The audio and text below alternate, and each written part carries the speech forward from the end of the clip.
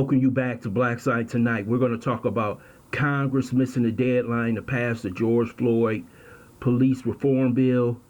Congress is unlikely to pass a police reform bill before Tuesday, the first anniversary of George Floyd's death, and President Joe Biden's deadline to approve legislation. Talks on bipartisan deals are expected to move forward this week. Representative Karen Bass, Cory Booker, and Tim Scott, the lead negotiator, said in a joint statement that they will continue to make progress forward. A compromise remain optimistic about the prospect of achieving a goal. Qualified immunity for officers continue to trip up efforts to strike a deal final agreement.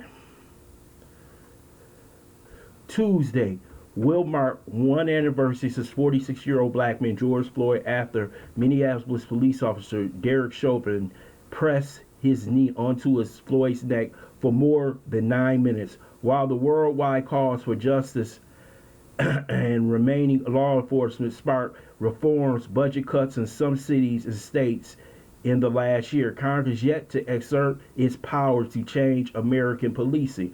Bipartisan negotiations have worked for weeks to tweak the House-passed George Floyd Justice and Policing Act to win enough Republican support to get it through the Senate. A provision is curb qualified immunity, which shields police officers from civil lawsuits, poses the biggest remaining obstacle towards reaching a deal. Qualified immunity is something police officers and the Republicans will never give up, because that would make every officer across America liable for lawsuits, which will make police officers scared to do their jobs. You heard what the police union head said in New York, the detective unions. They basically said, hands off, sit back, let crime happen. And that's what you're going to see across this nation.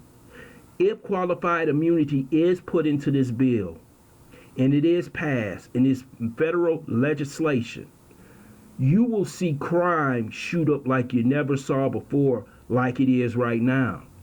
Because police unions and police officers say, hey, let them sort it out in the ghettos. Let them sort it out across America in the cities.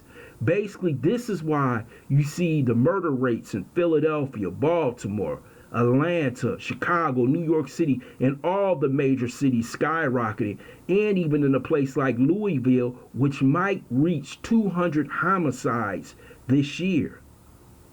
So if black people really want police reforms and qualified immunity, black people better get ready to patrol your own neighborhoods, because these police officers won't get involved. Basically, what they'll do is sit back, wait for something to happen, and not do anything at all. So basically, if you're in the inner city America, you will be on your own if qualified immunity becomes legal nationwide. Police officers will not take the chances to save you or your family if it means that they will be sued liably. That means you could sue them for everything they have. And they will not, I repeat, they will not stick their nose out to save your life. And that's the truest statement I could possibly say. Even when you defund the police in major cities like you have seen, the crime rate skyrockets simply because of this. Do you think the people in the hood that you know that's criminal element gonna stop committing crimes? Or since they know the police have taken a step back, that the police are apprehensive about doing their job, do you think they will take advantage of it? Remember in Baltimore what happened after, I can't remember the young man's name who got killed, but after he was killed, the Baltimore police laid back and Baltimore was on fire.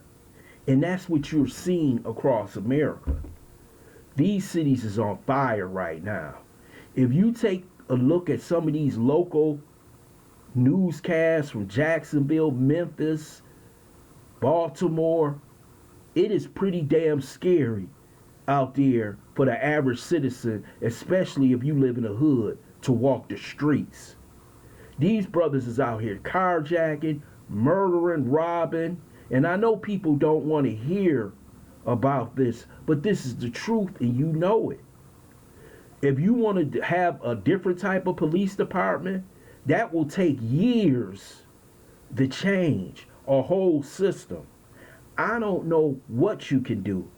You could put, like you said, you could put more legislation, but once you put that qualified immunity in there, and that goes federal, like I told everybody, we on our own, man. Brothers, you better set up a neighborhood defense force, because these young men is liable to go wild in our community. And people don't want to hear it. Nobody wants to hear the truth when it comes to violence in our community. It's out of control. We see little kids across the country, I'm talking about babies, 3, 4, 5, 6, being killed by stray bullets. And no one's really talking about this. It's like we are hiding the violence in our community. That is virtually destroying the community.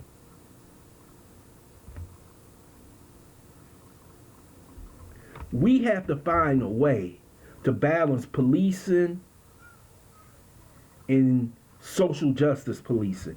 If we can't find that, I don't know what the hell we're going to do. But I tell you what, it is dangerous as hell outside. I want to thank you for listening to Black Site. I hope you subscribe to this channel. Smash that like button, but also share this video.